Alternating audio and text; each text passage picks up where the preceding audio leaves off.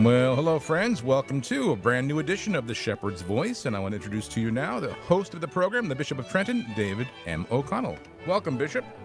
Thank you, Jim. It's good to be back and good to be with everybody again. We've had a little bit of an absence, but now we're back back and on track. And you're back. Yeah, fall is one of my 4 favorite seasons.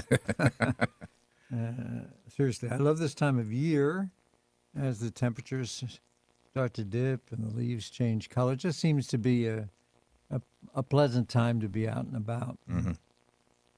Here in our diocese, the Diocese of Trenton, we are focused on Pope Francis's convocation of the 16th Ordinary Synod of Bishops, that's taking place. Frankly, it's almost all-consuming at this point. Yeah.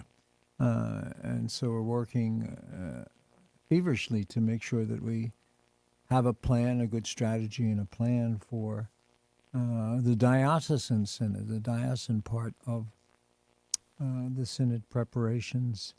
And I'll speak a little bit about that in a little while. As you know, of course, October is the month of the Holy Rosary. And I wrote an article in the Monitor. It's on the Monitor website and the diocesan website, inviting really the clergy and the faithful of the diocese to pray the Rosary with special fervor during Our Lady's month. I think it's a very important thing. And I invite our listeners, if they are able to look at that article, to take a glance at it on the Monitor website or on the diocesan website, and just to read it and maybe perhaps give some thought to it. One of the things the bishop is called to do is to lead the prayer life, the spiritual life of his diocese, and so I take that obligation very seriously. And that's why frequently around special feasts or special seasons of the year, I reach out to the diocese in the best way I can, and that's through writing and through our social media and publications. I was in the hospital a couple weeks ago, and during the hospital stay, I had a very interesting experience. You can't sleep in the hospital. Right. People are in and out all night long. So the night nurse, she was taking, my vitals before bedtime, and she saw that I had a rosary on the nightstand, on the night table there, and she asked me what it was. And she was a Hindu. Oh. And it was hard to believe, but she never ever heard the word rosary before. Really? And I asked her about the Blessed Mother, and she knew nothing about the Blessed Mother. And this person had been working at the hospital over 11 years, and was not a young person. Let's put it that way. I don't mean to insult, but she was a mature person, and I just found it odd. And I said to her, "Did you ever hear the song Ave Maria?" And she never did. Really? So she really didn't know anything about this particular side of our faith beliefs that we kind of take for granted. Right. So I explained the prayer. I showed her the rosary beads and explained this traditional prayer, and she was so interested in it. And I liken praying the rosary to the meditative beads that are part of her own religious tradition, and she got the point. And then I went through the rosary prayers. I told her what the prayers, and she was just fascinated. She wanted to know their meaning and their purpose and what the role of the Blessed Virgin Mary was in the Catholic religion. After a short time, she just interrupted me. She says, "I want to say this prayer. How can I learn them, these prayers?" Wow. And I told her, I said, "Well, here, you can go on to online and search rosary, and you'll get a number of explanations of it and so forth." And she was just very happy. Wow. to hear this, and I thought to myself, it just goes to show you how we can share our faith Right. in the most unlikely of places, wherever right. we are. That's right.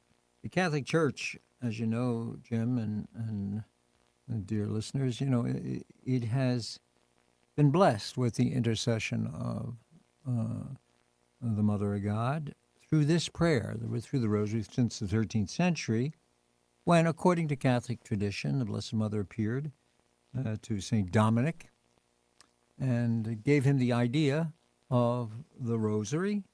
And there are, many legends and stories about how that came to be and what happened at the time and so forth. But its current form, which contains the sorrowful mysteries, the joyful mysteries, the glorious mysteries, and more recently, the luminous mysteries, are beautiful things. We call them decades of the Rosary. And the first 15 decades were formally established by Pope Pius V in the 16th century. And then, of course, we all know Pope John Paul II, Saint John Paul II in our time, added 5 other mysteries to the Rosary, the luminous mysteries. October, because it is the month of the Holy Rosary, I think the Rosary deserves special attention. And October 7th, of course, we celebrate the feast of Our Lady of the Rosary. This prayer, and perhaps you're getting a sense that I'm very fond of this prayer. The Rosary is one of the most popular, and I would say powerful, meditative prayers of the Catholic Church, seeking the intercession of and the help of our Blessed Mother Mary in our daily lives. It's understandably attractive. It draws you in, praying to her divine Son, to the Lord Jesus, through her. The mysteries of the Rosary really, they contemplate the life of Jesus, but they do so through her eyes, through her special eyes. His death, his resurrection, and ascension, and the whole of his life, through Mary's eyes. She was there, after all.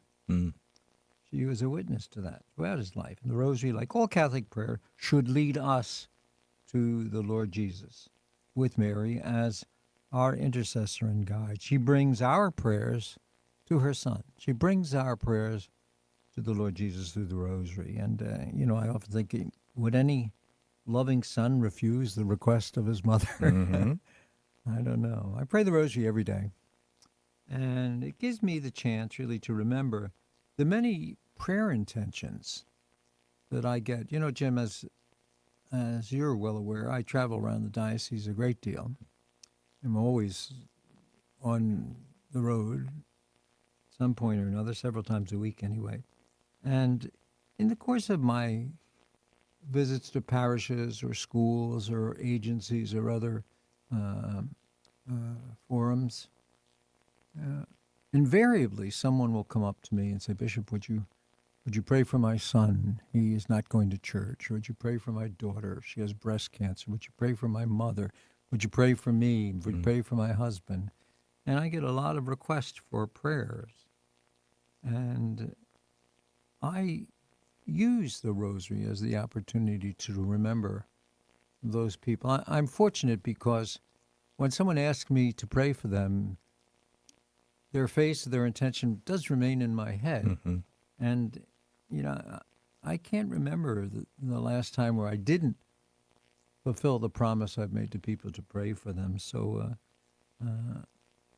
if you have a Rosary, and most Catholic families do, say it. Yeah. Pick it up and start saying the Rosary. It's a special, special prayer. If you already do say the Rosary, then teach it and share it with others. It's a blessing. This month, the month of the Rosary, is also Respect Life Month. And I'll say something about that in a bit. But I think what better time is there to pray for respect for life in all its stages, from conception to natural death, than by praying the Rosary at this time. And I think that's a beautiful thing. So I invite everybody who's listening, all the clergy, all the faithful, all the religious, pick up the beads Pick up Mary's Rosary and pray it. You know, some of our great saints had such beautiful things to say about the Rosary. You know, Fulton Sheen, who is the patron, really, of this radio station, this network, he said, the Rosary, he calls it the Book of the Blind, where souls see and there enact the greatest drama of love the world has ever known. I can hear him saying Right. it, you know. It is the book of the simple, which initiates them into mysteries and knowledge that's much more satisfying than the education of other men. It's the book of the aged, he says, whose eyes close upon the shadow of this world and open upon the substance of the world to come. The power of the Rosary is beyond description. I believe that. Yeah. I truly believe that. And so, folks, pray the Rosary. That's right. Important. That's right. I mentioned October 7th, Jim, the feast of the Holy Rosary. And on that feast day, I traveled down to St. Dominic's Parish, St. Dominic Parish in Brick, and I dedicated a new altar that's in the chapel of St. Joseph. Ooh, okay. In the church, with Father Brian Woodrow, the pastor, and his wonderful parish priests who are with him, and some other priests who came, and the chapel was full. The artists who were responsible for some of the painting and some of the sculpture and so forth were present as well. And it was a beautiful Mass. Certainly it was a beautiful day. And it's always great to be at St. Dominic Parish. And I thought it was a wonderful coincidence that in this year of St. Joseph, we have this special opportunity to honor St. Joseph and honor his beloved spouse as well, Our Lady of the Rosary. And so beautiful, beautiful day. And I'm grateful to Father and to the parish for their hospitality. As you know, on October the 3rd and this past Sunday, October the 10th, I celebrated the annual Mass for wedding anniversary blessings, commemorating the milestones of folks throughout the diocese. We split it up into counties. We do Mercer and Burlington County at the Cathedral in Trenton, and Ocean and Monmouth at the Co-Cathedral in Freehold. And we had very, very good attendance. You know, people were married a year, 25 years, 50 years or more. Yeah. One of the occasions we had a couple were 70 years married. God bless. Beautiful, God bless, and some 64, 65 years. So it's a great occasion. I think people always look forward to it. Of course, the pandemic, you know, which is now pretty much a word in every thought and activity that people have. You know, it prevented us from gathering last year, and so those who were not able to celebrate last year joined this year's anniversary jubilarians, and so it was a great time, a beautiful time, beautiful occasion. I love it. I love being with the people and just celebrating their fidelity, their love, their constancy through life's ups and downs together. Right. It's a beautiful witness for people. Absolutely. And I'll tell you, it's a witness to us priests. Yeah. And there's always a group of priests who attend. Their pastors or parish priests from the various counties represented, and it's really a humbling lesson to us about how to love in this world and to stay faithful. On October 10th, a little fly on the wall told me you were broadcasting the Red Mass. We had did. the noon Red Mass at St. Michael's Church in St. Michael Church in West End. Father John Butler, who is such a great pastor, a good priest, who's also a lawyer. Yes. He really has been promoting this Mass over the last couple of years. And it's basically become a Mass for the judiciary and the legal profession in Monmouth County. That's the draw. It was a little bit of an overcast, drizzly day, but it was great to see everybody and to be able to pray for our judiciary, to pray for those who are ministers of justice and ministers of the law, as I call them, to pray for the year ahead, to pray for all of the intentions that are important to us all and are affected by the law and its application and its administration. So enjoyed it. Father Jeffrey Lee preached. Yes. Mm-hmm. And Father Lee gave a beautiful homily. I told him afterwards, I said, you really should try to get that published. It was quite good. Father Lee, is, as you know, is the pastor of St. Mary in Colts Neck, and I was very grateful for his presence. So tonight, what am I doing on a Friday night in October? I'm going to the Carving pumpkins? I don't know.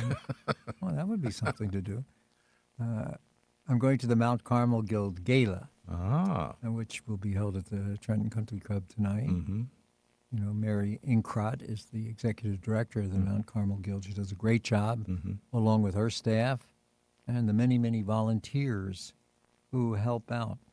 The Mount Carmel Guild, I'm sure many of our listeners are familiar with it, but just in case you want it provides home health nursing, especially to the elderly and those who are homebound, as well as community support, which includes the provision of food from our food pantry. And these are our main modes of regularly serving the community here in basically Mercer County. There's ways to support. People ask me frequently, how can I do something? What can I do? Well, the Mount Carmel Guild is one organization. It's one of my personal charities. It does provide us an opportunity to meet the needs of the poor and the needy. And I've been there on occasion, and I've seen the people as they come in. And, you know, it can be a little humiliating to have to depend on others for sustenance, for the basics of life. But with great dignity and great charity, the Mount Carmel Guild is there for them and has been for over 100 years. Yeah. So I would say to folks, you know, if you're looking for some opportunity to show love and charity, the Mount Carmel Guild is worth it. And if you Google them, you can find a link to the Mount Carmel Guild website and an opportunity to give. It's a worthy cause. I mentioned earlier, Jim, Respect Life Month. October is Respect Life Month. You know, it's funny, when I say that, when I think of that, I really say every month should be Respect Life Month. I wrote an article in the Monitor. It's on the Monitor website and the Diocesan website about Respect Life Month and shared some thoughts on this very important cause. This month of October, it's a time dedicated to the effort to protect the sanctity of all human life from conception to natural death. The focus of this year, as you know, the overarching focus, I almost smile when I say that because all of a sudden there are a gazillion focuses, foci, that's right, that have been presented to us. But this year is called the Year of St. Joseph. And the Bishops' Conference have blended Respect Life Month and this Year of St. Joseph together in a beautiful way.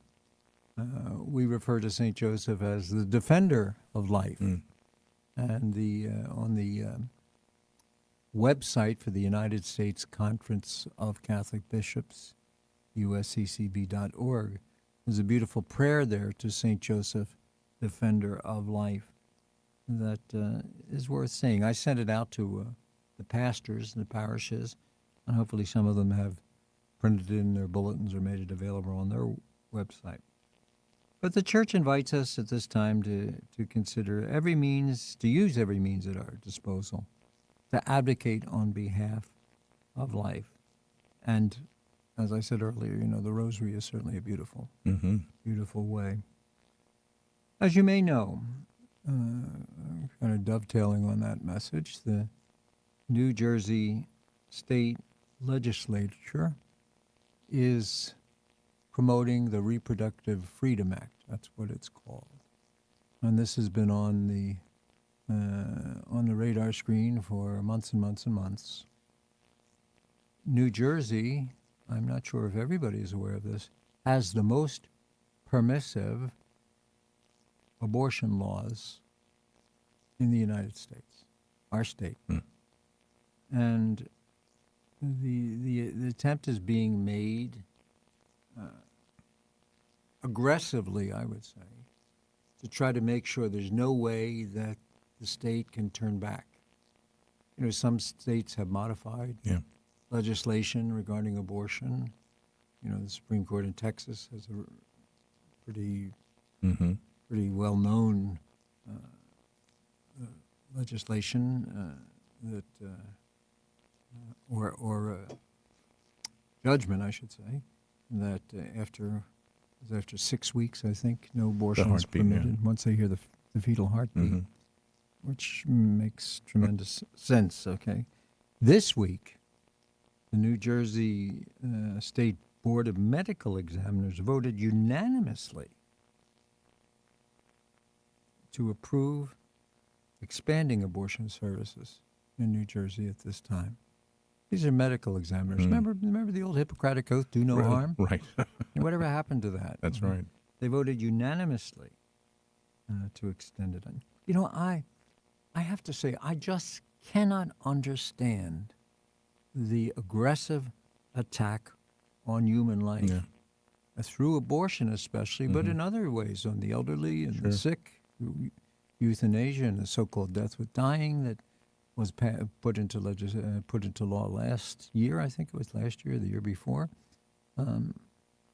Where is this coming from? Yeah.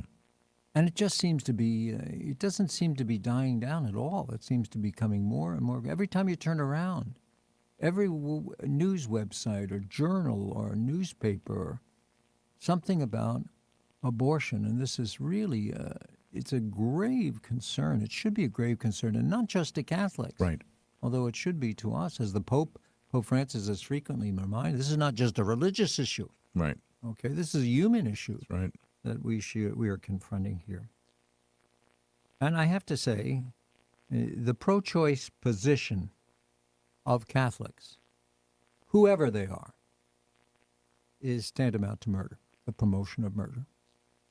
And that's a strong statement, but it's not just how I feel, it's how the Church feels and what the Church teaches. Now, our New Jersey Catholic Conference, which is the 5 bishops of the dioceses of New Jersey, along with the staff, the executive director, Jim King, and his staff, we are really working hard against some of these efforts, legislative efforts, in the state. And we have a strategy and approach that we're taking in the diocese, in the New Jersey Respect Life ministry, and also in the Diocese of Trenton, in our diocesan Respect Life ministry. Sometimes people, and understandably so, grow very impatient. They maybe don't know the strategy or don't know the rationale for the approach that is being taken, something that we're studying, something that we've got a lot of consultation on, and they just say, well, just, let's just do this or that or the other thing, And a lot of the pro-life groups are splintering. Mm-hmm. So where there were 3, now there's 7. Right. And each one is, and I think the division is probably not helpful to the cause, right. But to be pro-life is important, and I certainly support it with all my heart. But I must honestly say, I think we're going at these things, the Reproductive Freedom Act and the other things, cautiously but smartly. Mm-hmm. And when the time comes for us to put on the full court press, I'll be the first to invite everybody to participate in it. And the best thing we can do right now is pray, promote life whenever you can, advocate life whenever you can, and just work as hard as you can to support those who support life. Yeah. That's really the the bottom line. That's I right. would say, everybody's quick to say, "Oh, you got to excommunicate everybody," and you got to. That doesn't work. Doesn't mean a darn thing to these people. They don't care. They don't. They don't care enough to care for life. What are Right. they going to care about excommunication? Right. So, it's a tool that is not particularly effective. Jim, I got a notification. Periodically, it comes across my desk, and so I issued an advisory. We've been made aware of individuals formerly associated with the Roman Catholic Church, or maybe formerly priests or priests who've been suspended or expelled, who are now presenting themselves to Catholics as Catholic priests and offering services and sacraments to Catholics who are unaware of their illegitimate status. Catholic sees a man in a collar or a man in vestments, Right. Most don't stop to think, well, geez, I wonder if he's validly ordained. I Right. don't think of, they don't think of that. Exactly. The guy introduces himself as father and he uses the word Catholic. But it's unfortunate because it's illegitimate and it's fooling people, for whatever the motivation, and maybe some of these guys have a good motivation. Frequently, they disagree with the teachings of the Catholic Church, and they're trying to cast the net wider to those who maybe whose lives also don't reflect the teachings of the Catholic Church. But these men frequently dress in a clerical collar or, here in New Jersey, in a religious habit. And as I said, the word Catholic appears maybe on the website and so on. But if you dig deep, if you read down, they most do indicate that they're not connected to the Roman Catholic Church. But they don't tell that to a young couple that wants to get married on the beach or Right. do some other thing that is not ordinary practice in the diocese. When a priest has what's called the faculties, or the authorization, the powers of a priest, here in the 5 dioceses in New Jersey, they are issued a card. It almost looks like a credit card. It has the picture, it has the stamp of the diocese, Right. it has a date of expiration, and it's what we call a suitability card. And if a priest doesn't have that, that should be your first clue that he's not validly exercising ministry. The problem comes in, a couple gets married and they're married invalidly, and then later on they want to have their children baptized or confirmed, or they want to be sponsors for Right. someone else's children, and it becomes problematic, Yeah. and it causes a lot of hurt and a lot of pain and a lot of anger. Do it the right way. If you're seeking the sacrament, seek them from a validly ordained, authorized Catholic priest. And honestly, if you were to say to a priest who approaches you or you become aware of or someone introduces you, do you have the faculties of your diocese? They have to answer honestly. And if they say no, then stay away. Yeah. Are they approaching people? Hours? Yeah, they are approaching Really? people, and sometimes they appear at funerals, or Really? they offer to do weddings, and again, weddings in venues that the Catholic Church in this state doesn't permit or doesn't encourage, and other things as well, counseling and so on. Some of them have churches where they offer a service that looks like the Mass and seems like the Mass. I don't want to make more out of this than is necessary, but I just, every once in a while, I have to caution people. Be aware. Because I run into it all the time, and it's unfortunate for people, especially young couples, Yeah. Who don't really know. who don't really know. And as is frequently the case even in our own Catholic parishes, it's not the bride or the groom who does the arrangement. It's the mother or the grandmother. Right. So they're the ones that are calling, and we want to make sure that the lines of communication are clear. So always ask the priest if he has the faculty of the diocese before you pursue a sacrament with him. And don't hesitate to contact the diocese if if you're if something seems questionable or strange or Yeah. curious to you.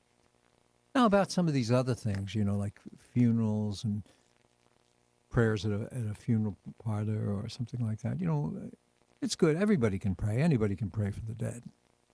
But if they're expecting Catholic ritual, it should come from a Catholic priest. Mhm. So just everybody pray. Sure, that's a good thing. Yeah. But if you want a Catholic ritual, you should have the awareness of who's a priest and who isn't. Right. That's all I'm saying. Right. Well, I know we have here on file, what our good friend and spiritual director is from the Diocese of Camden, but he handed me his letter of suitability and just keep it on file here, Yeah, so that it's absolutely. always available. Even I have to give it. Mhm. If I go to another diocese to celebrate Mass Mhm. or a wedding or a funeral or something like that, I just bring my letter of suitability. Right. Here in this diocese, we developed this little novel card. approach of Mhm. like this little credit card type thing. Yeah. And Like a that's driver's easy. license. Yeah, it's like a driver's license. You Right. put it in your wallet. Yeah. You go to a parish, you show it to the priest, Yeah. and you can. There have been some difficult situations where priests who from out of state or from Right. religious orders, they just presume they can come in and can't celebrate a funeral or a wedding or something like that. And if they don't have a letter of suitability, because other states don't have these cards, Mhm.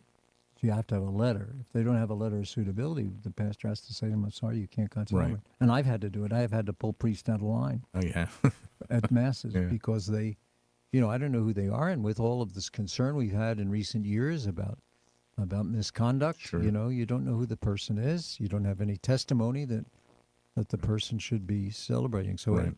in our diocese, every parish, every priest who celebrates, or deacon for that matter, any clergy, have to have a suitability, a letter of suitability, if they are going outside of the diocese. Right.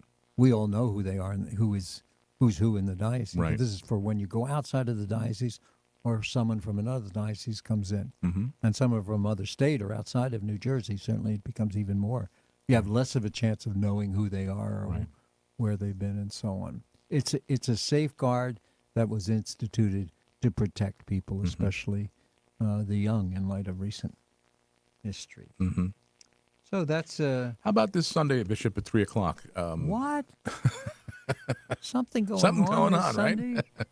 Yeah, this Sunday, October 17th, at the Cathedral in Trenton, at 3 p.m., as we said, there will be a Mass for the opening of the Diocesan Synod. It also will be, coincidentally, the celebration of the 140th anniversary of the Diocese of Trenton, which was established in 1881 on August 2nd. Now, this was just to divert, as I'm good at doing. There was a big controversy, the Chancery, about the actual date of the foundation or establishment of the diocese. Oh, okay. So I was not here. I was another one of my hospital visits. And so I heard about this little bit of a controversy because the internet and the diocesan history says August 2nd. But somehow August 11th kind of crept in as a date. So people weren't sure. And then in the Chancery, they asked me to write to the nuncio because we don't have a copy of the bull of Okay. the document of establishment from Pope Leo XIII because it was burnt when the cathedral fire occurred in okay. 1957. Okay. So I wrote to the Holy See to ask them if they had a copy or they could send me a copy of the original bulla, as it said in Latin. And then I got a quick call. What are you talking about? We don't have that. Don't you have it there in the diocese? And I said, no, but it burned in a fire. Well, who issued it? I said, well, I don't know. It came under the papacy of Leo XIII. But Right.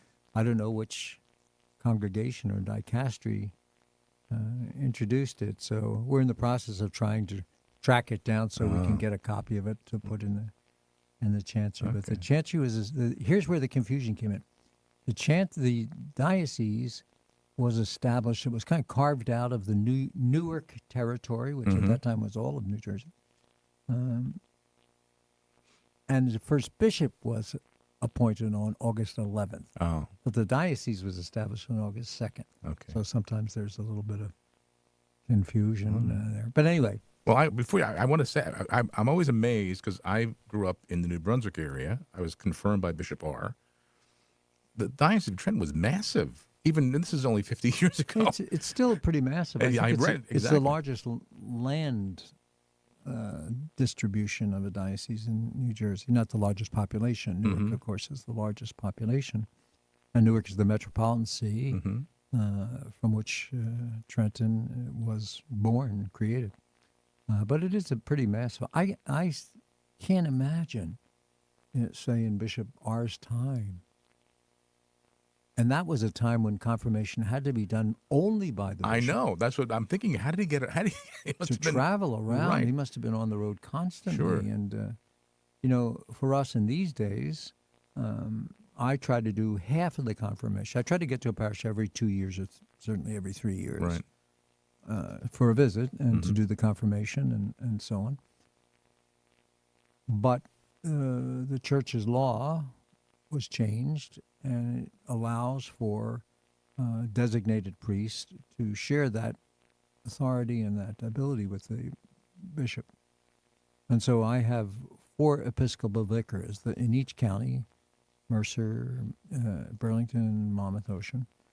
It's a priest that I appoint who represents me. He's kind of like my alter ego for that region, for that county. And so they help me with the confirmations. Because honestly, we have 190, or let's see, we have 98 parishes. So that's, if you round it to 100, that's a third of the year that you'd be on the road going to do confirmation. Right. I like doing them, and there's nothing against them. But we try to split. I take half, and then we split the others among the vicars, and it works very well. We don't do a mass as some other dioceses do. We do the confirmation ceremony, or the sacrament outside of mass. And the reason for that is it gives us the opportunity really to concentrate on the sacrament itself of confirmation and all aspects of it. And that also has been, we've been doing that for a number of years, certainly since I came as bishop, became bishop. And it seems to work out well. Those are great days, exciting days.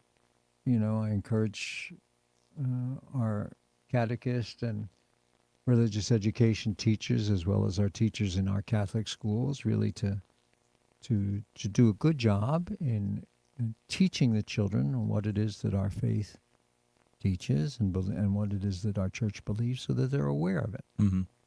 You remember in the old days, the bishop would come to the parish and during the confirmation ceremony, which before, like around the pre-Vatican time, was not a mass; it was a ceremony. But at some point, the bishop would ask questions. That's right. We knew our Baltimore Catechism. Whoa, with fear and trembling, right? That's right. So, of course, I was always the nerdy kid that raised my hand. But I never got called on. I think I was too enthusiastic. Well, God eventually called on you. Well, yeah, that's right. He did. He called me. And I have learned a thing or two. Yeah. But I don't do that. But what I try to do in a homily, and it's not a really long homily, but I try to explain the sacrament, explain the gifts of the Holy Spirit, and some practical thing that I hope the kid can take away for the rest. Because you only receive confirmation once in a lifetime. Right. But it's meant to last a lifetime, its graces and effects. So that is interesting. Well, how did he get off? Well, I kind of diverted us. I want to get back to the synod because we have to get to the synod. So we have the mass on Sunday, but and the Holy Father is synodality. Is that the proper? Yeah, the Holy Father convened this synod on April 24th, and he asked that the synod be devoted to the notion of journeying together. The word synod comes from two Greek words, which basically means common road or common path. And so synodality is the process of walking on a common path together. And so that's where the terms come from. You're going to hear this all the time for the next year or so. Wasn't this something that Saint Pope Paul VI Yeah. talked? Well, I'll tell you the story. Synods are not something new. Right. They've been around since the 2nd century of the church's history. And synods were, at that time, more regional gatherings of bishops and church leaders to discuss and debate different aspects of church teaching and things that, the church's formulation of its teaching and expression of its teaching didn't happen overnight. I mean, Jesus didn't ascend to heaven and all of a sudden we had the whole package. Right. Tradition, theological traditions, scriptural traditions, and all of that develop over time. They don't change radically. I mean, what we believe in the divinity of Christ, what we believe in the virginity and motherhood of Mary, I mean, these things haven't changed. We still believe what we believe, but the expressions of it change, how we describe. Anyway, the synods served that purpose for making sure that there was correct teaching and correct practice in different parts of the world. In 1965, after the Second Vatican Council, and as you know, the Second Vatican Council was kind of an introspective look at the church and its practices with a view toward moving forward and moving out of itself. So our Holy Father, Pope St. Paul VI, established or created the Synod of Bishops as a permanent institution. In the past, it was a synod occurred when there was a need or when there was an issue. But Pope St. Paul VI, he decided to have this permanent institution, whereas the bishops of the world would advise and counsel the Pope on a regular basis. That's called an ordinary synod every so many years. And on an extraordinary basis when there was some special need or some special issue that came forward. This synod is the 16th ordinary synod, going back, as I said, to Pope St. Paul VI. And Pope John Paul II had synods, Pope Benedict had synods, and now Pope Francis after him. The framers or the fathers of this synod, with the Holy Father as at the lead, wanted to talk about how the church operates, how the church functions, how the church lives and survives in the world. And so they decided to talk about the process of all of us being together and walking together in the church. And different from other synods, this synod is unique in that it's divided into three parts. There's a diocesan part, and that's what we're in right now. There's what's called in the documents a continental part, the Conference of Bishops. It's the national or the national region, and then the Universal Synod, which is the ordinary way that synods meet, and that's selected or appointed or elected bishops go to Rome for a month, and with the Holy Father discuss and consider certain aspects of church life and polity and all of that. So, the Diocesan Synod, the Pope convened the Synod. He said the opening Mass last Sunday in Rome and gave a beautiful talk on what he'd hoped the Synod would accomplish. And basically his thought is the Holy Spirit, we have to let the Holy Spirit go in our midst and listen. That's the word it's using. Encounter Christ, encounter the Spirit, encounter one another. Right. And so on. So the theme of this year's, it's actually a 2-year process because, again, it was supposed to be last year, the pandemic set it back. Right. Is communion, participation, and mission. That's what synodality is. By the way, I wrote an article in the Monitor on this very thing, give a little bit of the history and what's expected in this synod, and so you can find that if you look in the Monitor website or the Diocesan website. Jim, I'm not promoting myself, but these are my teaching. These That's are my right. Well, ways that's to your job. teach the diocese, and so just offer that to the folks. All of us, every bishop in the world has been asked to write a pastoral letter for his diocesan synod, and so that I did, and that I published last Sunday after the Pope's Mass was finished. I published mine for the diocese, again available on our websites. In which I talk about the synod and synodality and what this all means. I think what the Pope is asking, he's trying to reach out. Of course, the pandemic, a lot of people were not going to church. They Right. couldn't go to church and had a lot of emotional, psychological reactions to the pandemic that threw their lives into a tizzy, as it were. Right.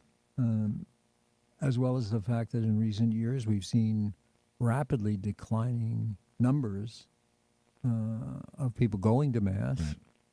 And if you can believe some of the surveys, I don't know that I believe all of the surveys, but you believe some of the surveys, declining understanding of the Eucharist.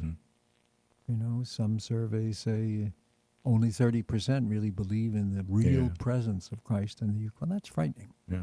Because the Vatican Council says it's the source and the summit of our life. So the synod is an attempt to recover. You know, Pope Francis, he has demonstrated over these years, you know, a real desire for unity in the church, for what's called collegiality, that people work together in the church, and in some sense maybe looking at some of the ways the church does things and reforms them or changes them. You know, and when you hear the word reform doesn't mean the past was bad.